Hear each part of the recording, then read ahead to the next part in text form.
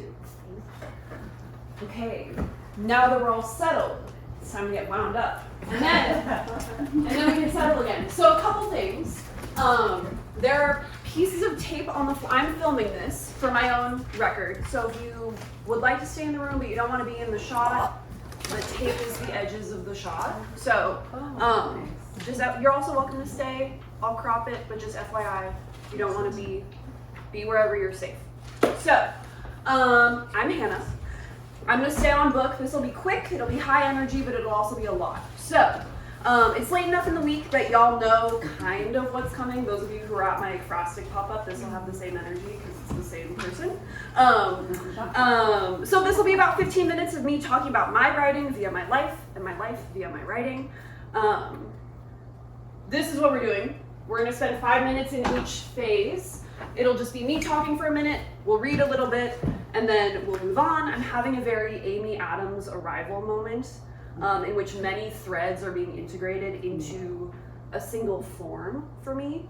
So the end allows me to make sense of the beginning, and the beginning is the only thing that made the end possible, but I needed to get to the end in order to understand the beginning, etc., etc. So for the sake of today, this is effectively learning to weave. This will be intense. Most of my writing so far has been figuring out how to survive in very complicated situations. So how to grow from rocky soil, how to metabolize poison. So because my work is a little intense, I have 2 rules. If it's too much at any point, you gotta go, right? And in order to stay in the room, you have to breathe. And I will do the same. So in order to arrive in this space, I just want to hear a verbal yes from everybody. This is a promise between me and you. If it is too much, you go. In order to stay in the room, you breathe. Okay?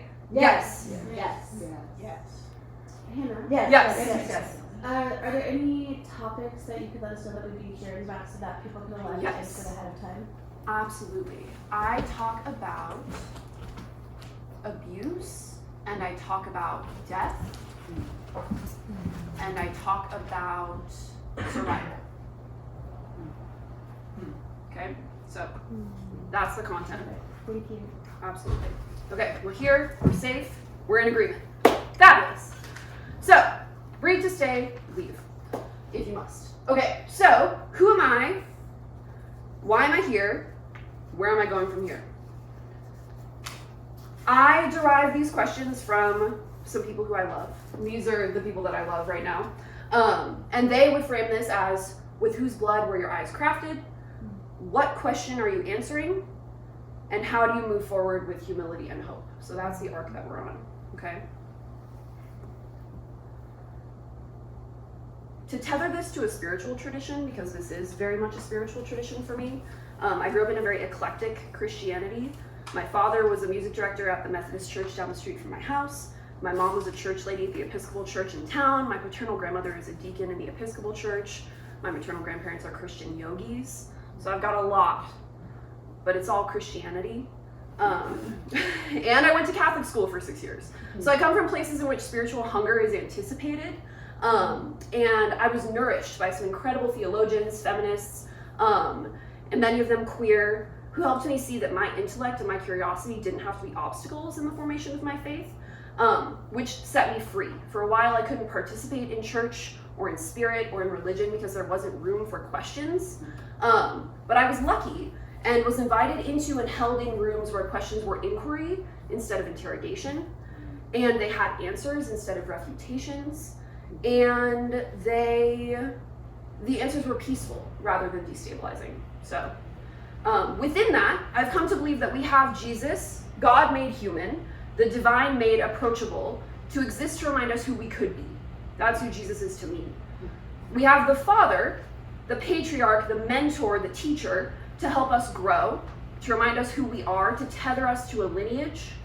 And we have the Holy Spirit, represented in Catholicism as birds, wind, flames, light, to keep us aware that the sacred lives in everything, everywhere, all at once. So where did I begin? With whose blood were my eyes crafted? I will start with an excerpt from a eulogy I gave last summer after my matriarch left her physical form. My teacher graduated. My grandmother died. My favorite philosopher is a woman named Donna Haraway. She's a professor emerita at UC Santa Cruz, where she taught in the History of Consciousness department. Dr. Haraway wrote a piece called Situated Knowledges that, among other things, asks us to consider the question, with whose blood were my eyes crafted? My answer is easy. The blood of my eyes, the material through which I interface with the world around me and make sense of my place in it, is that material, that body, that blood of my grandmother. I am hers, and have been since before I was much of anything, much less the body standing here now. My grandmother was, among many things, a midwife. Together, she and I learned that women are born with all of the oocytes, the cells that become eggs, that we will ever have. So when my grandmother was pregnant with my mom, the oocytes that would become me and my brothers were coming into being. And we learned that my grandmother's microchimeric cells, once my mother became pregnant with each of us, manipulated and supported my mom's immune system to protect my grandmother's genetic influence on her grandchildren. What a strange and powerful thing to know that my grandmother had, on a cellular level, fought for and protected me before I was even me. My grandmother is our matriarch. She is the nucleus of an incredible, sprawling family tree. Her relationship with the world, like her vision of family, was expansive, creative, and loving. I don't want to deify my grandmother now that she has left her body. She deserves better than that. Even gods die. She is not a god. She's my grandmother. My generous, judgmental, gentle grandmother. My beloved, complicated grandmother who loved each person in this room more than words can say. That's the kind of matriarch that I have, the kind of matriarch we share, all of us. So I'm a granddaughter, first and foremost, and I was raised by a force of nature. The reality of being raised by a force of nature, however, is that you are caught in the storm. A storm is the consequence of disequilibrium. We get strong winds, big hurricanes, massive tornadoes, when we have extremes across large land masses. High heat, cold water, low and high pressure. We all have these things within ourselves, and they exist in the world around us. In my tradition, that's the spirit. That's ambient holiness, ambient higher power. When you are raised by the storm, however, not in the storm, but by the storm will use all tools available to attain equilibrium when it becomes stressed. And because I was teachable, because I paid attention, because I was a stem cell as a young child, I was very useful. And when there is disequilibrium, I would get caught in the storm's attempts to find equilibrium for its environment. So this piece is about coming home from the storm. I am standing in the shower staring at my hands. My veins are bright blue and my skin is translucent. I am fighting the urge to split. I am standing in the shower staring at my hands. I am 8. Auntie convulsed all night, wrapped herself around me, and shook. I tried to hold her, to make her be still like Mom does to me when I shake, but I've never shaken like this before. I stared at the ceiling, but I did not want to watch the ceiling move in time with Auntie shaking. It was easier to be shaken in the dark, so I closed my eyes. I wondered if my brothers were sleeping, or if maybe something was shaking them too. If something did shake them that night, they were unfazed when we reunited. My grandparents were Googling withdrawal symptoms and reading the Wikipedia page about grand mal seizures aloud, pulling interesting quotes about the ways that severe alcoholism makes some people more susceptible to seizing than others. I am standing in the shower staring at my hands. This is a lie. I'm staring at my right palm. I do not see my left hand. I forgot that it was there. The knuckle of my middle finger is always red and swollen, a mass of connective tissue that failed to become pliable. I didn't push it hard enough when I was little, and now it's locked like this forever. I wonder if I could have pushed any harder. Auntie came inside and someone closed the Wikipedia page. Mom asked her if her feet were always red and swollen. She said no. My grandmother suggested stretches, get some blood moving, maybe the muscles are strained. Auntie's hands were lined with blue, an electric stain beneath translucent skin. Auntie walked outside again, and when she came back, the blood had moved to her eyes. "We're going to the fair," she said. I was excited. I didn't get to go to the beach, but I got to go to the fair with my aunt. I love my aunt, and we're going to the fair. She had gotten the blood moving, and we were going to the fair. She paid for the tickets and for the rides. I had some quarters, but she said her quarters were better, and smiled. I liked that she was smiling, and I liked that she was using her better quarters to have fun with me, so I smiled. I'm standing in the shower staring at my hands. My veins are bright blue, and my skin is translucent. I feel like I'm splitting. I am standing in the shower staring at my hands. I am 20. I convulsed all night, wrapped myself around a pillow, and shook. And when I tried to hold it to make myself be still like mom does to me when I shake, I had never shaken like this before, so I stared at the ceiling, but I didn't want to watch the ceiling move in time with me shaking. It was easier to be shaken in the dark, so I closed my eyes. I wondered if my brothers were sleeping too, or if maybe something was shaking them as well. I am standing in the shower staring at my hands. They are mine. This is odd to me. I do not know what to make of this, and I'm curious about the ways in which they will continue to be mine. I do not know what it is to possess myself, to be in my body. My body was not mine for a very long time. It was a thing that was warm, that was interested in how you were feeling, how you were doing, how it could help you. I was not interested in possessing it. I didn't know that it was mine, that it was me. My brothers heard me shaking and knocked on my door. One of them asked me if I needed more blankets. There was a heating pad downstairs somewhere. Should I go look for it? He did. He came back with a water bottle and a heating pad. It was warm, and they were interested in how I was feeling, how I was doing, how they could help me. One of them went to the bathroom and turned on the shower. The other asked me if warm water would help. My skin looked translucent, and the blue veins were scaring him. The other posited that there might be arteries. I wasn't sure. I wonder if the light is different in the bathroom. I am standing in the shower, staring at my hands. So I came back. I differentiated. I figured out my edges. I went from being a baby, an attentive child, a useful and good thing, to being Hannah. And I was pissed. I was so mad. I was a little trooper all of a sudden. And I needed to pick fights with everybody. And I knew the truth, intellectually, that what I needed to do was stay within myself, stay peaceful, stay okay. But being a young person for me means testing the tools that you have. And because I'm a writer, that means that you deploy language. So I knew that it was useless to have the right answer to the wrong question, but the question needed to be asked anyway. So I was picking a lot of fights, and it was exhausting.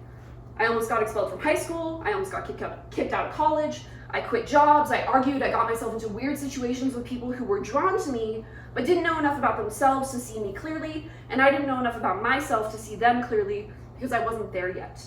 I knew that it was me getting myself into trouble, and that I could talk myself into and out of trouble until talking myself out of trouble got a little bit too difficult, at which point I stopped writing.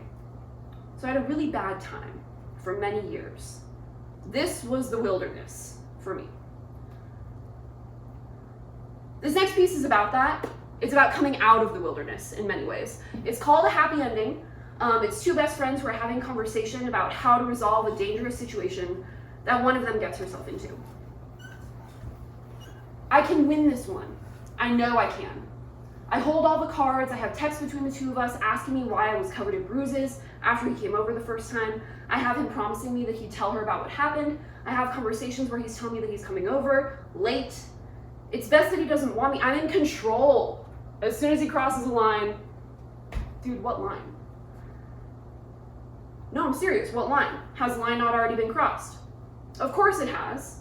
That's why I'm doing what I'm doing. If a line hadn't been crossed, I'd be more comfortable walking away. He has more to lose than I do. Because you've already lost! Annie was a little bit upset now. She could not keep listening to all the ways in which Eve had walked away from the night victorious, that somehow she was leaping into a noble battle. She had already been beaten. She had the bruises, the cuts, the infections to prove it. She had been wholly violated and was unwilling to examine that reality. Engaging in the conversation further was a level of delusion that her best friend struggled to muster. But the fight isn't over, Eve cracked. Why? Because I can win. I can finally win. Healing and winning are not the same thing.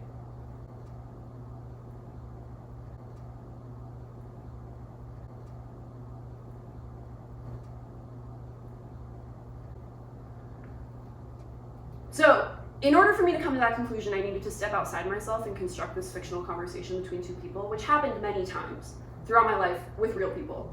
But I discovered that healing and winning are not the same thing. And if you're constantly picking fights, you can never really heal because you're always trying to win. And if you don't know how to pick your battles, you'll lose way more than you win. And luckily for me, I met my match. And I made it through. So I get to ask different questions now. Like, do I want to win this? Do I need to heal from this? So writing and language became medicine again. And it doesn't have to be a weapon. So I get to become a writer again. And I can be a writer because I have found a way to make peace with the necessity of levity, of terror, and of silence. They need one another, and I need all of them. I need my fear to maintain the container. I know the cost of fearlessness, and a lot of the time I'm willing to pay it because the stakes are generally quite low. I also know the cost of cowardice. My levity keeps my courage palatable, and silence keeps me capable of wisdom, and I'm excited to deepen that well. So I'll close with one of my most recent stories, which is an excerpt from a climate fiction novel that I'm drafting. The novel concept came out of a short story that I submitted to a genre contest in April. That short story was drafted on these 6 Post-it notes. I'd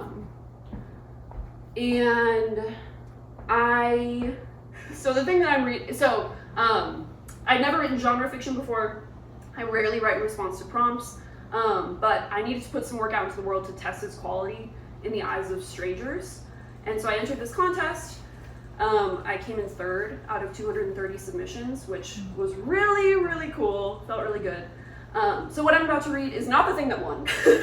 It is the thing that came out of the thing that won. The thing that won was, of course, much lighter. So this is chapter 13 of a novel about a young woman named Lady Sue Etienne, who lives on a bayou in an intergenerational household. She runs a biofuel business, and she's trying to negotiate a working relationship with another industry in town. At this point in the story, she is jolted awake in the morning by the smell of rot in the house, and she goes searching for the source of that smell. The poetry of a warm body is overwrought with sex and birth. Often those who live in reality take a swing at party culture, moshing and raving. In doing so, they learn that a party too big for the room generates frantic motion with nowhere to go. Vectors collide and sweat splashes until the salt of perspiration is indistinguishable from the salt of tears. Sun-warmed reptile cadavers in plastic bags oozing swamp water and contaminated mucus onto each other hinted at something similar. Endothermic even in death, having been pushed across that threshold by poison potent enough to make 3 dinosaurs sweat. 3 warm bodies dead. They're so soft, the underbellies of these beasts. It smelled so bad and they were so obviously dead. Lady put on waders and gloves and fished them out from under the house. One of them had washed up in the mud, one was wrapped around the southeast pier, and one had nestled itself into the knees of the cypress tree that Lady stared at most mornings. They were disgusting and bloated and already rotting by the time she found them. Not rotting, really. It seems like they ingested some kind of preservative, but it coagulated their blood and planted sores on mucous membranes and turned their organs inside out. The river had been so quiet, which she had mistaken for peace. The 3 alligators had found peace, she supposed, but the flies were quiet and the birds had flown upriver, and something was categorically not right. She didn't want to dissect them or run any tests at the house, so she pulled a crate out from under the porch. Stacked into the crate, Lady carried the box up the stairs and loaded the little alligators into the truck to take to the shop. They couldn't have been older than 4 or 5, and whatever got them struck hard and fast. How do you make it through the quiet bits, with 3 dead alligators in a box in the back of a truck? What do you listen to, other than the dull sound of the engine braking too fast, hearing the box smash into the outer wall of the cab, apologizing to the spirits of these 3 poisoned juveniles, bodies pressing into one another, poison evaporating and condensing on the inside of the plastic bag under the warmth of the southern sun. The route to the shop is short enough, easy enough, but every red octagon demanded a real, full and complete stop. Let the nose of the car jerk forward to demonstrate proper driving technique. Make eye contact, look both ways. Lady parked in the back, unlocked the lab, and propped the door open with a bottle of oil, and went back to the truck for the crate. There was no room on the workbench for it, and the situation didn't demand the drama of swiping wrenches onto the ground to make room for the patient. No patience for patients. These were not patients. Why did I bring them here? She didn't want to deal with this. Animals die all the time. Life is death. We go on.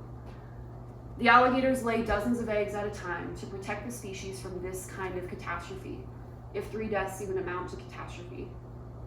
To afford every death appropriate respect and adequate ceremony, The lady would burn through all the minutes of all the days of her life, muttering, "Peace be with you, peace be with you, peace be with you." Nod at every fallen branch, every stone overturned by every car tire, crossing herself at every funeral home and burial ground. Necessary, profound work, not her industry of choice. That's what I got. Thank you, guys. Good job, everyone. Sometimes I do this and people don't know to take care of themselves, so I'm really glad that like y'all stayed in it, helped me stay in it. It was fabulous. Yeah. Thank you so much. Anna. Absolutely. Wow, great. What's coming forward for folks? Any questions or comments for Hannah?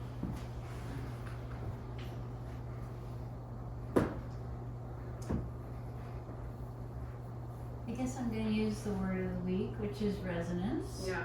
Use it in a sentence, which is I'm kind of noticing the resonance between your story and your writing, and the kind of the pain and the trauma in your story, and then the pain and the trauma that you're naming in the earth.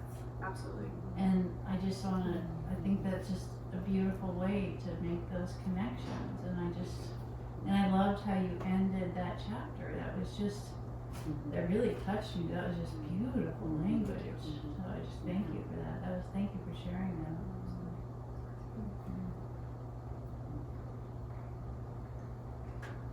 I need to marinate in that. Dude, That's yeah. what I was thinking. Yeah, I gotta sit with it for a while. Yeah. Very well. And also, like, there were just, so much resonance in all of that. And I think that I've just been reflecting on, like, how do we tell our stories, you know? Like, how do we share our stories? Yeah. And I appreciate, like, the level of authenticity and vulnerability in all of that, and very you. And also, though, like, the movement forward with where we ended, and I don't know, and also, like, you were bringing us through your journey and walking us through how you navigated it. So just all of that was so resonant. Yeah. Thank you. I want to hear it again. Well, it exists. Yay. Yeah.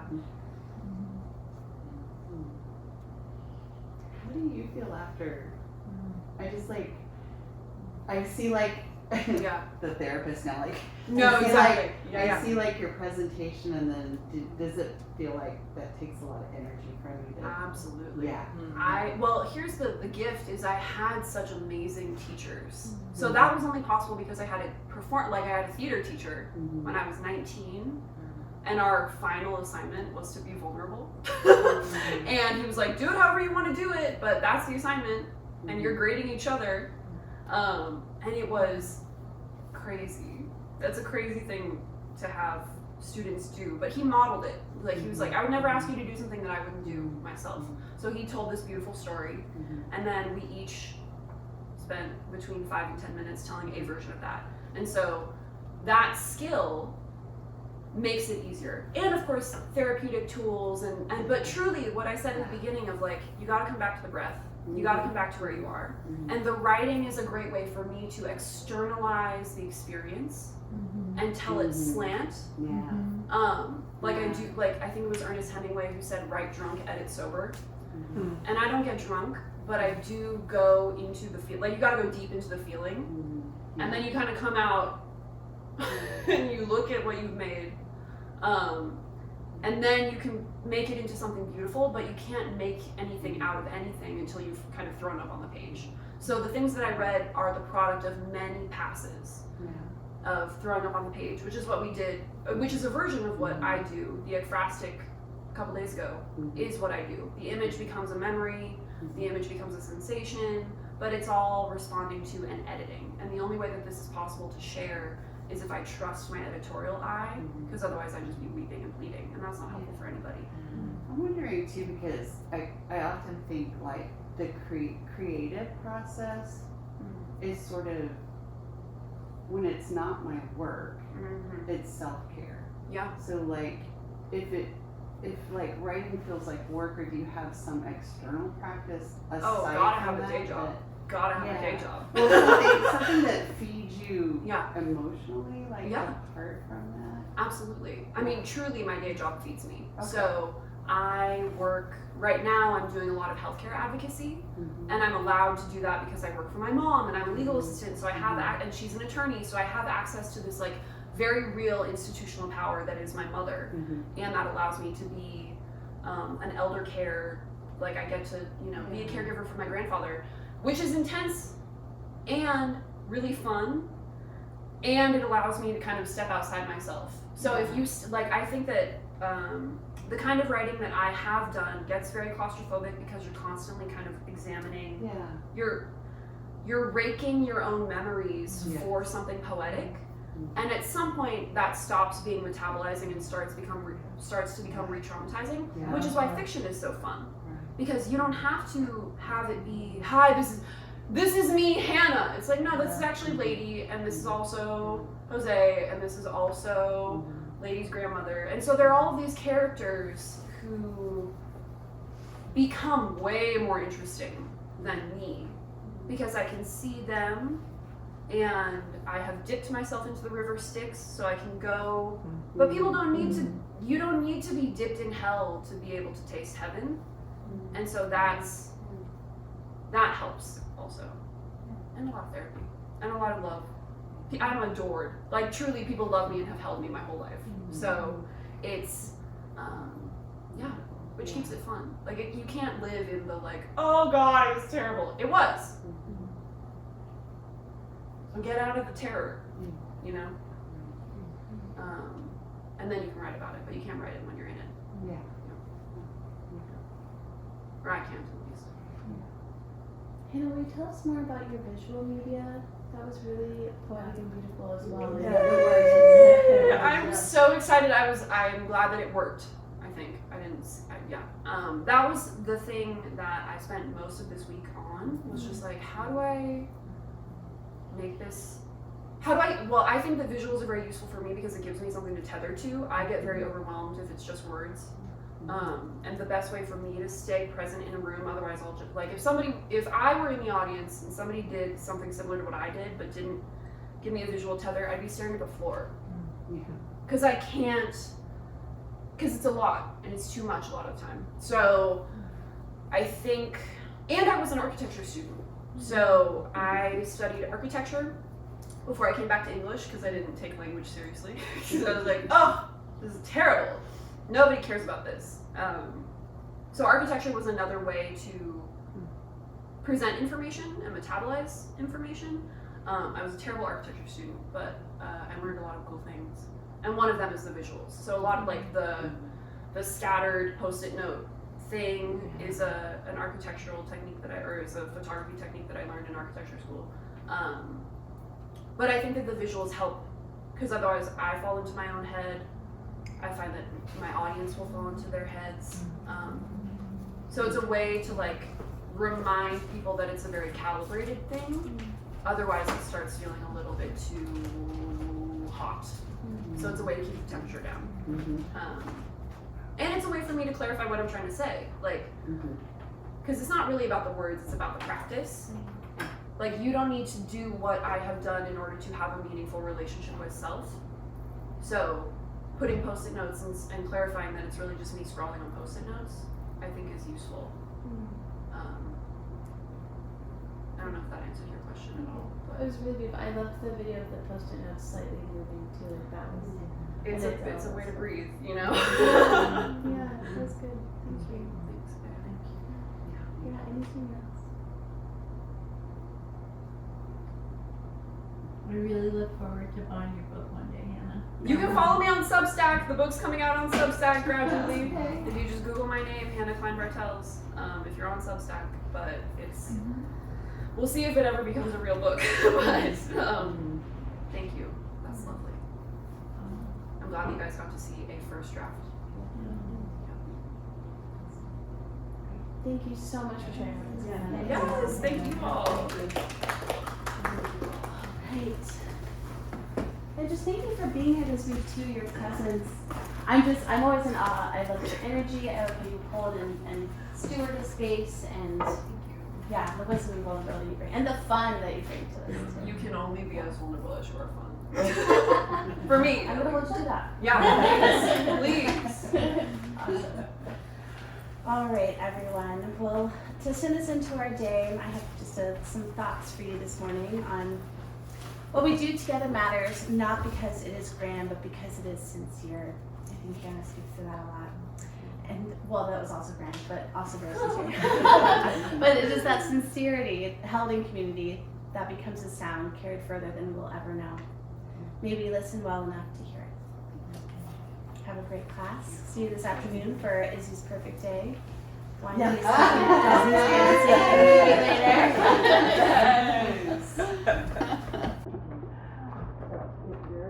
See you later. Yes. If you're walking on that road and then one is on the left, yes. So when you sit in this road where we go left to go down